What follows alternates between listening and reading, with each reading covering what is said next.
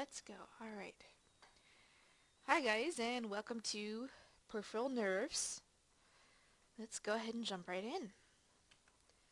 So here's where we're going to start branching out from our central nervous system, from our brain and from our spinal cord, and getting into all the nerves that are running through your arms, through your legs, and we're going to be covering not only the somatic motor nerves, so your conscious control, but also your somatic sensory, your conscious feeling, some of your visceral sensory, your unconscious feeling, and a little bit, just a little bit of your autonomic motor. We're going to actually cover autonomic motor more in depth in the next lecture. So to start off, we got to look at the structure of these nerves that run outside of our central nervous system. And keep in mind that a nerve is a collection of nerve fibers. So a single nerve is a collection of a few to more than 1,000,000 nerve fibers. And those nerve fibers are a single axon. They're really tiny, right? You can't see them except underneath the microscope. But a full nerve can be the size and thickness of a really small child's wrist. I guess a really thick finger would be another way of thinking about it. I was looking at my wrist when I said that, so. So these nerves can range in size pretty drastically. We will first look at the nerves, the cranial nerves, the ones that branch out from your brain and go into your face and your tongue, etc. There's 12 of them. And yes, we are going to name and describe each one of those 12. Then we'll look at these spinal nerves, and we've kind of seen a little bit of them thus far. We're going to dive in deeper, and we're going to subdivide those spinal nerves into their plexuses and describe what some specific nerves that run through those plexuses and supply specific parts of your body. So we'll get into some of the nerves that supply your arms and your legs, name them, describe them. And then finally we're going to end with this weird idea called dermatomes. Dermatomes are sensory only, and dermatomes describe the areas of your body that are supplied by certain sensory nerves, both visceral and somatic. So, let's dive in. Just an overview of our peripheral nerves. Keep in mind, we can subdivide peripheral nerves into cranial nerves and spinal nerves. Our spinal nerves we've already seen a good chunk of. Alright, we know that we have 8 pairs of cervical spinal nerves, and we have 7 cervical vertebrae. We have an additional pair on top of the first vertebrae, so 7 plus that one additional pair is 8. We have 12 thoracic spinal nerves, 5 lumbar, 5 sacral, and 1 pair of coccygeal nerves. Coccygeal nerves are right down here at your butt crack. Alright, right at the coccyx of the sacrum. Okay, so we've already seen these, and we're going to come back to them at the end of the lecture when we talk about how these branch out further into the rest of the body. Let's shift our attention to cranial nerves, and cranial nerves are all of the nerves that branch off of your brain. Now when we look at our brain, the only part where we find cranial nerves branching off is the diencephalon and the brain stem. There's nothing coming from your cerebrum, at least not directly. So these little yellow things, these little yellow projections right here, these are all cranial nerves, and these nerves, they'll travel from your brain stem and your diencephalon, and they'll supply your face, your tongue, your eyes, your nose, pretty much everything in your head. Although, as we'll see, they supply more than just your head, too. So all of these nerves, whether cranial or spinal nerves, they can be classified as carrying just sensory information, just motor information, or a combination of both. And most are a combination of both, although as we'll see, some are just one or the other. Okay, so let's look at a structure of a peripheral nerve, and this applies to both cranial and spinal nerves, this sort of organization. Our peripheral nerves, they're not sitting nice and pretty in our central nervous system. They're not very well, so they have to be protected, right? If you're in our central nervous system and you're a nerve, you've got all your buddies surrounding you, you've got your astrocytes surrounding you, you've got all your protective cells surrounding you. Our peripheral nerves, on the other hand, are coursing alongside blood vessels, they're going inside our muscles. They need extra layers of protection. So we bundle them up in these big groups. When we look at the first at the smallest unit of a peripheral nerve, we're seeing a single axon, a single neuron axon, covered by its myelin sheath. And that single axon and myelin sheath will be enveloped in a very, very thin thread-like membrane called endoneurium. That endoneurium is connective tissue. It's going to be some areolar connective tissue in there. Endo means inside. Neurium refers to nerve. So this is the first layer of connective tissue covering the endoneurium. We bundle together a bunch of axons covered in endoneurium, and we get a fascicle. Right, that's a fascicle, this bundle. And a fascicle is wrapped by a perineurium. Peri means around. That's also made of areolar, a very, very loose, thin layer of areolar connective tissue. Bundle together a bunch of fascicles and wrap that with epineurium. Epi means on top of or in addition to. So epineurium on the outside, perineurium wrapping each individual nerve, and then endoneurium wrapping each fascicle. We can actually see that pretty clearly in a microscopic image of a nerve. So here's a nerve that has been cut, so you can see down the length of it. And you can pretty clearly see those individual fascicles right in there, and kind of, I don't know if you can see my mouse circling them, but there they are. All these little dark dots, those are not the nuclei of neurons. Remember, the nuclei of neurons will be in the cell bodies, and the cell bodies are going to be in the brain and spinal cord, right? Those are some of the neuroglial cells that support and assist our neurons. All right. On the outside, there's our epineurium. All right, there's our epineurium on the outside, and we can see the very, very barely we can see the perineurium. We can't really see the endoneurium; it's too small. Okay, so that's our structure of a peripheral nerve and all of the wrappings of that peripheral nerve. So keep in mind what we just looked at applies to both our cranial nerves and our spinal nerves. Sorry, it took me a second to digest what I just said. Here's our cranial nerves right here. All right. I really like this image. I probably got this from Wikipedia. I don't remember. I should really source these things. I like this better than the one in your book. Here's the one in your book. This is easier to see what's going on with all the pretty colors. So you can see most of our cranial nerves are coming from the brainstem down here. And all cranial nerves have names like hypoglossal nerve, accessory nerve or cranial accessory nerve, vagus nerve, glossopharyngeal, facial, abducens, etc. Some of our nerves do branch off from the midbrain up in here, and some of the rest of the diencephalon. That includes the trigeminal nerve. Maybe you've heard of that one. He's one of the most famous cranial nerves. If you haven't heard of him, you will by the end of this lecture. It includes the trochlear nerve, the oculomotor, olfactory, and optic nerve. So don't worry about trying to catch all these names right now. We're going to go into them individually in just a few moments.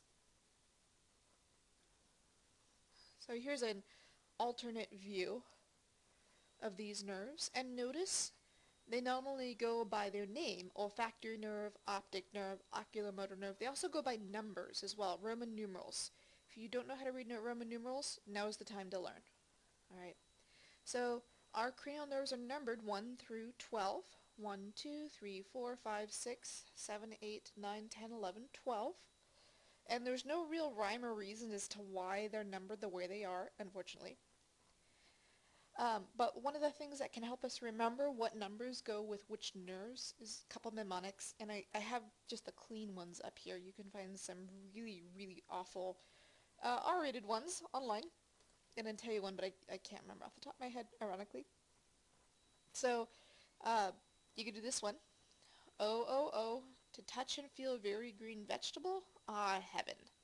So, olfactory, optic, oculomotor, trochlear, trigeminal, abducens, facial, etc. So, cranial nerve number 1, 2, 3, 4, 5, 6, 7, 8, etc. So whatever helps. Alright. You can also use the one below. On occasion, our trusty truck acts funny. Very good vehicle anyhow. That one always kind of weirded me out because of the grammar. But whatever works. Now, which nerves carry what types of information? We also have to know that too. Okay, so here we see all of our cranial nerves laid out, their names and their names and their numbers, right? 1, 2, 3, 4, 5, 6, etc.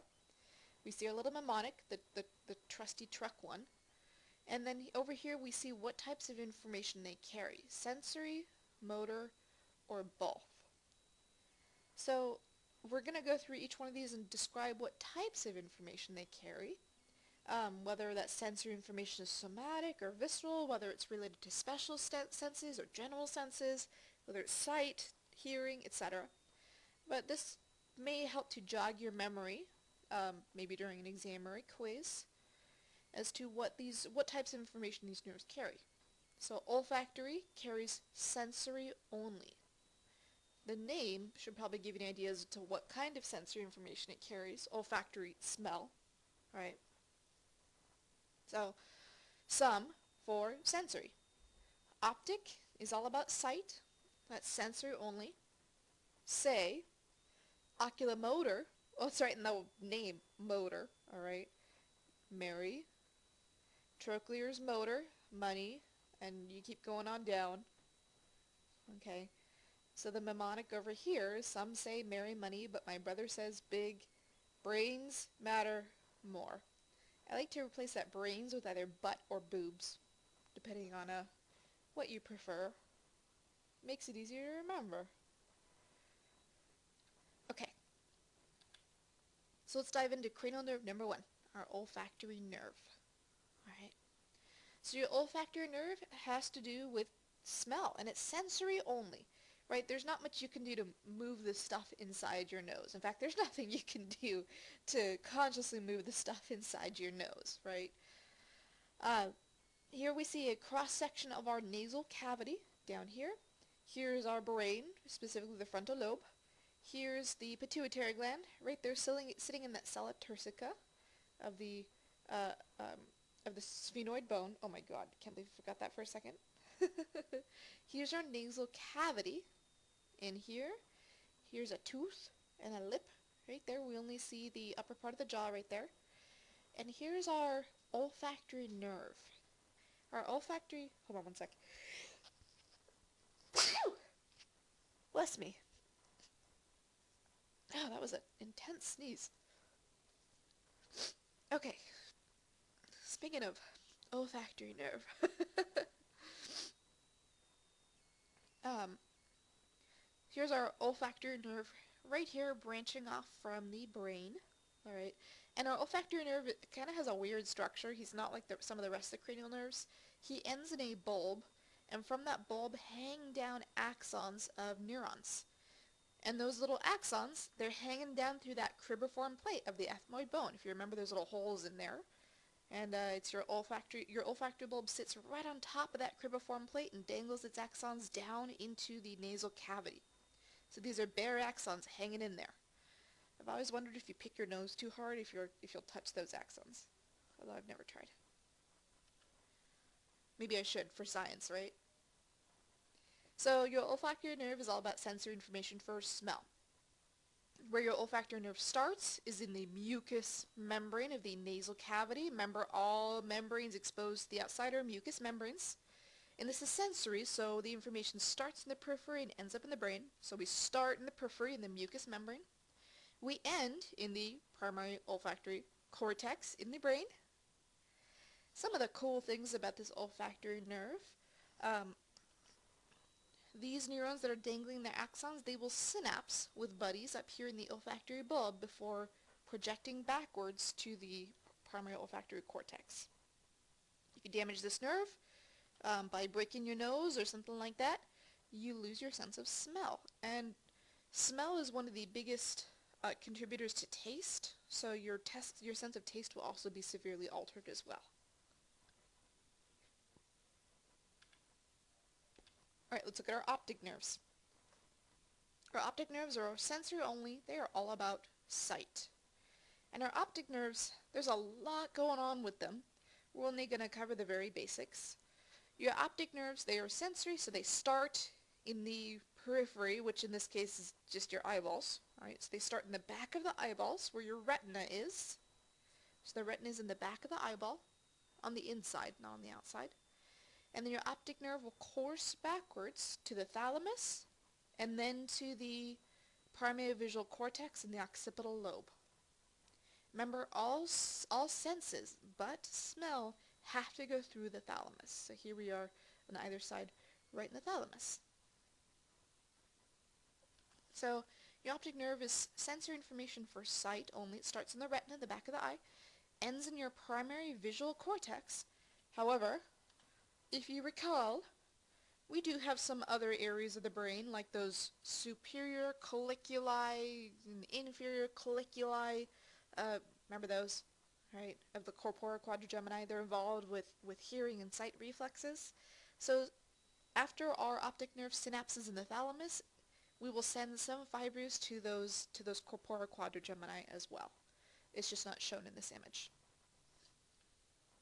Now, to get to most of those fibers will go to that straight to the back of the brain, though, to that occipital lobe.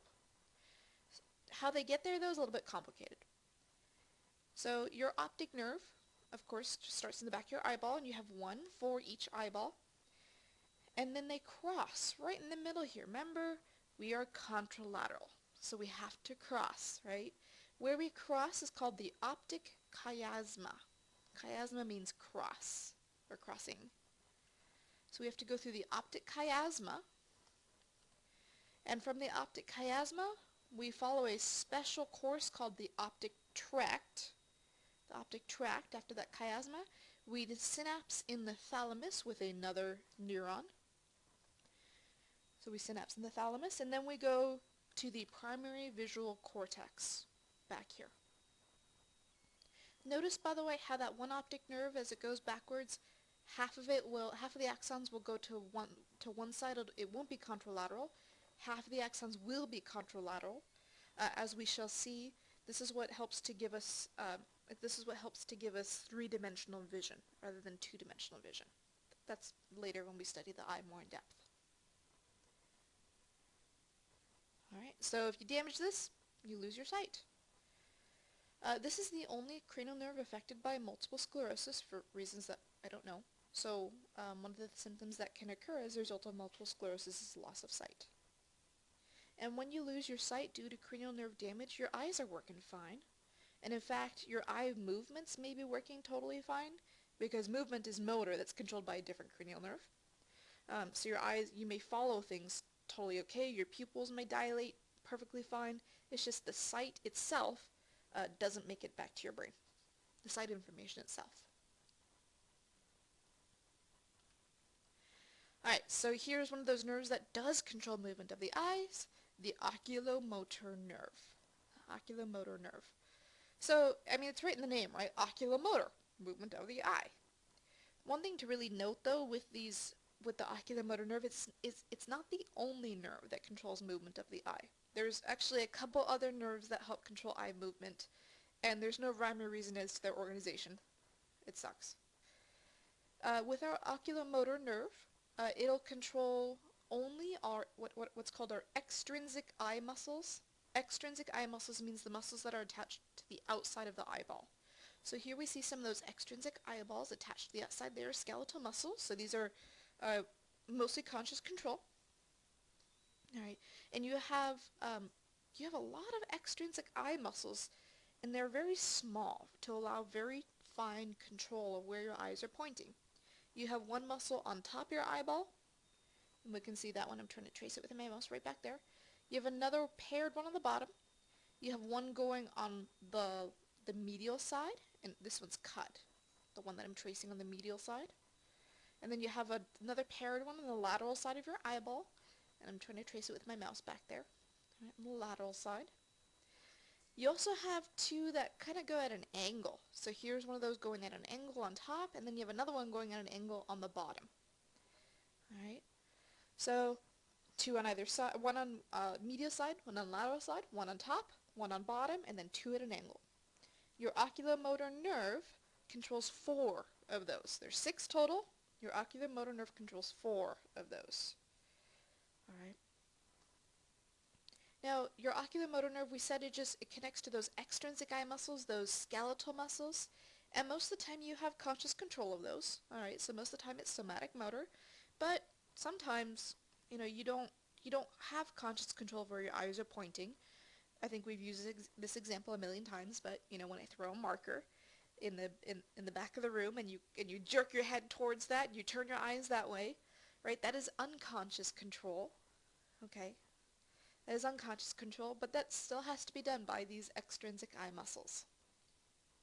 Your intrinsic eye muscles, on the other hand, um, they are the iris and lens. So the iris and lens inside your eyeballs. So we get extrinsic versus intrinsic. And I think I said earlier that the oculomotor nerve is just for extrinsic. That was a misstatement, I apologize. It's intrinsic as well. So some of your intrinsic eye muscles, pupil dilation, things like that, are also controlled by the oculomotor nerve. So this guy will control your pupillary constriction. Um, he also helps to control some of the muscles that raise your eyelid. He's involved in a lot of different things. And if he's damaged, you get double vision because your eyes can't both focus on the same thing properly. So different sets of information gets transmitted to the brain. You get two different sets of information, so you get double vision. You have lazy eye, as one eye doesn't properly rotate due to these muscles not functioning properly, or you may get a drooping eyelid. I think the technical term for a drooping eyelid is ptosis, P-T-O-S-I-S, although it's not something you need to know. Now, where this starts is in the midbrain, okay? For our autonomic portion, for our somatic motor portion, that's going to be in the primary somatic, or in the, I'm going to say primary somatosensory cortex, but that's definitely not it. It's going to be the frontal eye field, right, of your frontal lobe. And we're going to go straight to those muscles. Okay, so that's our oculomotor nerve. Let's look at our trochlear nerve. Trochlear, and this is trochlear nerves. There's only one trochlear nerve. Alright. Our trochlear nerve just controls one of these extrinsic eye muscles. One of these extrinsic eye muscles. It controls one of the ones that goes at an angle. Alright. So it's all about somatic motor information to that one angled extrinsic eye muscle. It's just one of the 6. And again, it helps you to align your vision, it helps you to move your eyeballs, so it's similar in function to 3, although it's not quite as wide-ranging. If this guy isn't working properly, you get double vision, because you get two different sets of information going to your brain, as your eyeballs don't both focus on the same thing. You have trouble looking down when reading. That's because this guy helps you to rotate your eyeball downwards. That's the trochlear nerve. And by the way, the trochlear nerve runs through the little hook in the bone surrounding the eye socket. So here's the bone surrounding your eye socket. I'm tracing along it with my mouse. There's a tiny little hook called the trochlea made out of bone. Nothing to do with the trochlea of the ulna, right? There's just a little hook, and that muscle, it's called the superior oblique muscle, has to go through that trochlea, that little hook. That's why it's called the trochlear nerve, is because that trochlear nerve controls that muscle that goes through the trochlea. Trochlea is now at that stage where it's not seeming like a real word. You ever have that happen where you say a word so many times it doesn't seem real anymore? Alright, number 5. Cranial nerve number 5, the trigeminal nerve. Oh man, this guy, the trigeminal nerve. Your trigeminal nerve is incredibly important, and this is the most important nerve in dentistry. He supplies both motor and sensory information to portions of your face, to your teeth, and to your jaw. When you go to the dentist and they stick that numbing agent in there, if they have to do a root canal or something, they are aiming to numb the trigeminal nerve. So our trigeminal nerve is called tri because there's 3 major branches, called V1, V2, and V3. The V1 branch supplies pretty much your nose and above. The V2 supplies your upper, your what I call your mustache area, right, upper lip. V3 supplies your jaw, right, your mandible. And the trigeminal nerve, notice, it exits out through the mental foramen, through those infraorbital foramen, through the supraorbital foramen.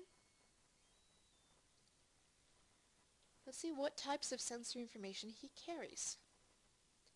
So the trigeminal nerve, we can simplify it down. We can say he's mostly involved in chewing. Alright, starts in the pons, ends all throughout the face.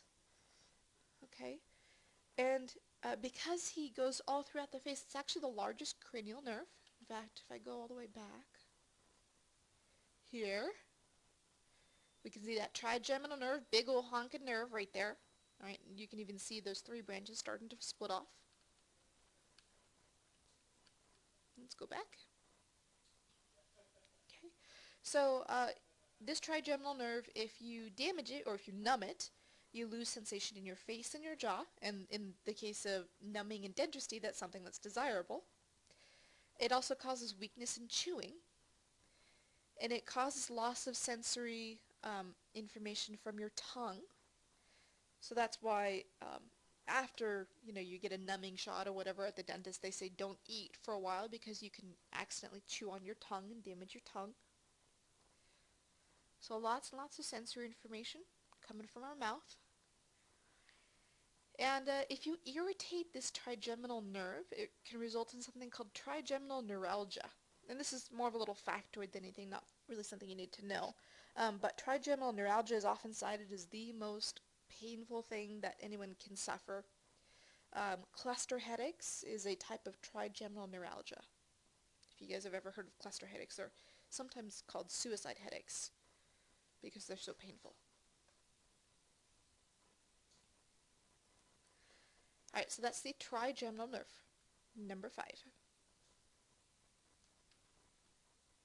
Number 6 is our, what's called the abducens nerve. And I know you're going, wait a second, we're back to the eyes again. Yeah, I know. We're back to motor control of the eyes. If you look back, we had the oculomotor and the trochlear nerve. We thought we were free by going to the face, but nope, we're right back to the eye with the abducens nerve. So the abducens nerve helps to control one of the extrinsic eye muscles, just one, so it's kind of like our trochlear nerve. It works like our oculomotor and trochlear nerve. Oculomotor supplies 4, trochlear supplies 1. Starts in the pons, and it's all about controlling just this one extrinsic eye muscle on the medial side. Or sorry, lateral side. It's called lateral rectus muscle right there. Lateral side. And that's it. That's all he does. However, if it doesn't work, you get double vision. Your eyelid starts to droop a little bit. Alright. Because that muscle also helps to keep your eyelid in place. That's abducens. Let's move on to number 7. Now we're back to the face again. We're hopping all over the place.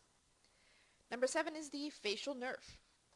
Alright, and the facial nerve supplies most of the side of your face. It's both sensory and motor, with an emphasis on motor. Alright, trigeminal is an emphasis on sensory, even though it does both. Facial is an emphasis on motor.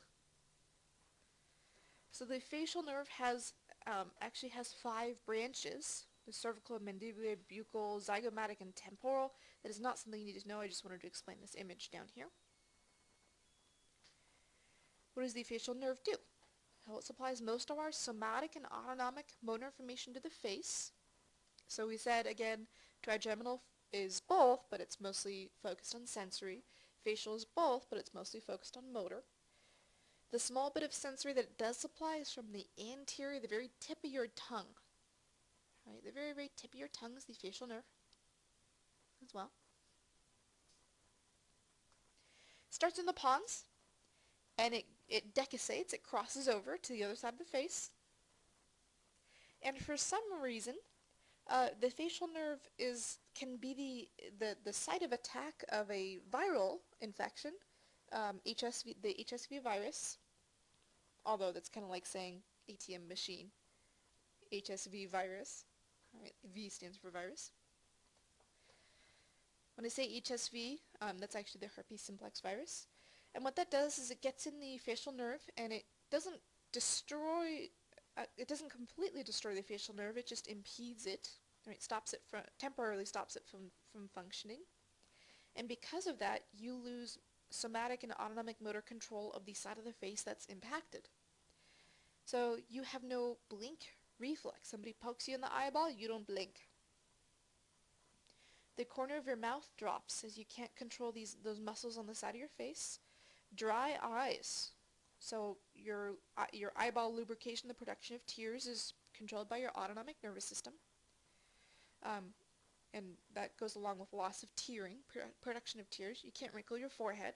Alright, can't really smile on that side. This collection of symptoms is known as Bell's palsy. And it does resolve by itself after a couple months as that nerve repairs itself.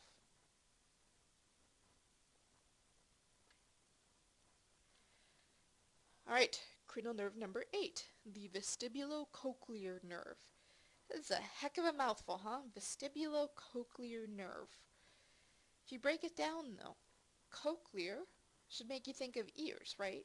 Like, you ever heard of a cochlear implant to allow someone who's deaf to hear again? Well, your cochlea is actually this snail shell thing inside your inner ear. That's what allows you to hear. You may have also heard that your inner ear also contributes to balance. And that's one of those weird things that we just got stuck with by evolution. Balance and hearing are just linked in us. Okay, they're both located in similar areas of the body, and the information for them is carried by the same nerve. The vestibulo part of the vestibulocochlear refers to balance. So this upper part of the ear right here, the vestibule, and the semicircular canals, that's all related to balance. Down here, this is related to hearing. Same nerve supplies them both, though, that vestibulocochlear nerve. And it's sensory for hearing and balance. So it starts in your inner ear where that cochlea and the vestibule is. Again, the vestibules for balance. It ends in your pons and your medulla oblongata. Again, your medulla oblongata helps to connect to the cerebellum, and it helps to maintain your balance. No special features about this guy, not that we're going to learn yet. If you damage this, though, obviously you get some of the more obvious symptoms like hearing loss and loss of balance, but one of the weird things that can happen is your eyes rotate in your heads. In your head. You don't have multiple heads. In your head. There we go. If you've ever seen somebody like spin around in place really, really fast and then stop all of a sudden and watch their eyes continue to rotate because they're dizzy. Well, this is the same thing that happens when the vestibulocochlear nerve is damaged. Their eyes continue to rotate because they think they're spinning. So obviously there's some connection with the other cranial nerves here as well, such as our oculomotor, trochlear, and abducens. Alright, number 9, the glossopharyngeal. Glossopharyngeal. So, glosso means tongue. Pharyngeal refers to your pharynx, right near your voice box. So this nerve supplies part of your tongue and your pharynx. Makes sense? And it's both a mix of sensory and motor information. So here we see that nerve coming up, and it supplies the back of the tongue, the posterior of the tongue, and then down here into your pharynx, alright, into your voice box. And it conveys some somatic motor information of the tongue, and it assists with swallowing movements. So when you swallow, it's actually a kind of an inbuilt program. Like you consciously initiate swallowing, but at some point your autonomic nervous system takes over and you finish swallowing unconsciously. And your salivary glands are also controlled by this glossopharyngeal nerve, at least some of your salivary glands. So when you're talking too much and you accidentally spit on somebody, you ever do that? Right, when you're talking and then just saliva squirts out of your mouth? That's thanks to your glossopharyngeal nerve stimulating your salivary glands. And that's autonomic because you don't have conscious control of your salivary glands. Otherwise you wouldn't be spitting on people. It also supplies some sensory information, not only from the posterior of the tongue, but also our pharynx and our arteries. Let me show you. Back here, notice how this nerve runs along what's called the common carotid artery. And it's embedded in that common carotid artery. And this is something really important to note. I don't have this on the slide, and I should. So make sure you write this down. This glossopharyngeal nerve conveys information from the common carotid artery about your oxygen levels and your carbon dioxide levels in your blood, so essentially how well you are breathing. And it also conveys information about blood pressure. So this guy is going to be really, really important later on when we talk about the cardiovascular system. So he starts, and it's kind of hard to say where he starts and where he ends because he conveys both sensory and motor, but let's just pick a spot. Let's see, he starts in the medulla oblongata. All right. And he ends in the back of the throat, so that posterior tongue and the pharynx. If he's damaged, the most obvious effect is the loss of gag reflex, all right, because that's part of swallowing. But it's actually pretty rare to damage the autonomic portion of this nerve, just because it's buried so deep in that common carotid artery. Something kind of cool, the fibers run through that jugular foramen in the skull, even though it wraps around the common carotid artery. Alright, number 10, the vagus nerve. This guy is the most important cranial nerve. The most important for us. And the reason why is because he carries most of your parasympathetic autonomic motor information. 90% of your parasympathetic nervous system goes through the vagus nerve. And this is one of those ones that, again, it doesn't make a whole lot of sense. You're looking at it going, who the hell designed this? And that's because it was evolution, and evolution is dumb and blind. The vagus nerve supplies pretty much all of your internal organs, because you gotta have a way to link your parasympathetic autonomic nervous system with your heart. You have to have a way to slow down your heart, right? Your parasympathetic nervous system, if we recall, helps to slow you down, helps to calm you down.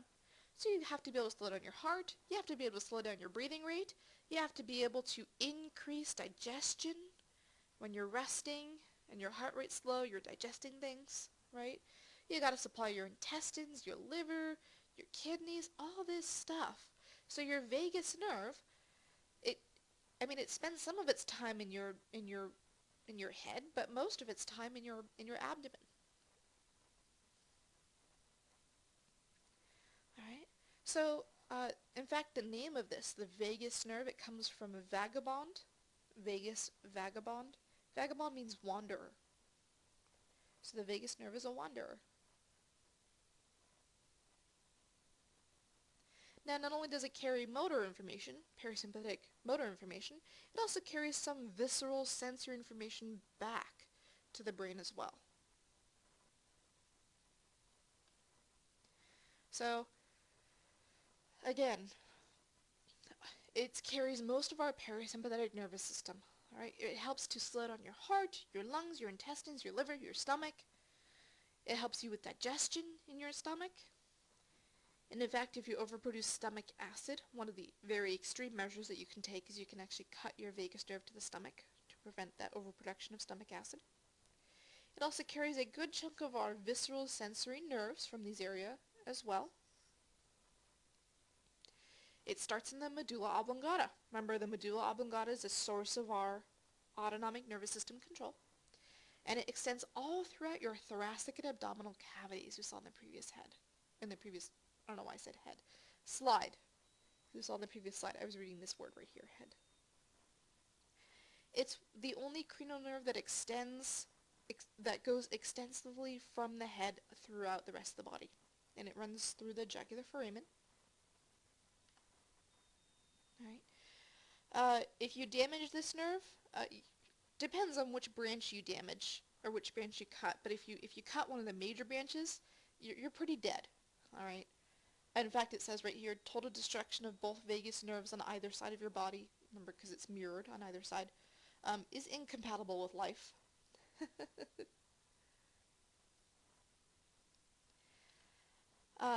One thing that can happen is that vagus nerve can become excessively activated during extreme emotional stress. Extreme emotional stress activates your sympathetic nervous system, and In turn, you will try and calm yourself down by activating your parasympathetic nervous system. It depresses all of these internal organs, leads to fainting, and loss of bladder control. So that's why you faint and you pee yourself when you're under extreme stress. That's our vagus nerve. One thing I would do, I know that you probably won't do this for the rest of the cranial nerves, and that's totally okay, but here, please read this little info box here on the vagus nerve, just because he's so important.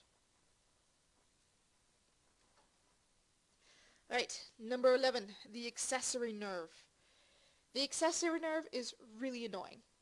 It's really annoying because, technically speaking, it shouldn't be classified as a cranial nerve. The accessory nerve actually originates from your spinal cord. And the only reason why it's called a cranial nerve is because, very briefly, it goes through your skull. So see here how the accessory nerve originates in the roots, right here, some of the ventral roots of your spinal nerves. It goes up into the skull and then goes right back down. So technically cranial nerve, not really. And where it goes back down to is your neck and the muscles of your upper back. So this one's motor only, somatic motor. Where it starts is those ventral roots of cranial nerves number 1 through 5. Or not cranial nerves, cervical nerves. Geez, see, I'm doing it now. Cervical nerves number 1 through 5. You pass into that cranium via the jugular foramen, exit back out, which is why these are considered cranial nerves. And you end at the trapezius, which is the big diamond-shaped muscle of your upper back, and the sternocleidomastoid, which are the two big muscles on either side of your neck. They help to turn your head.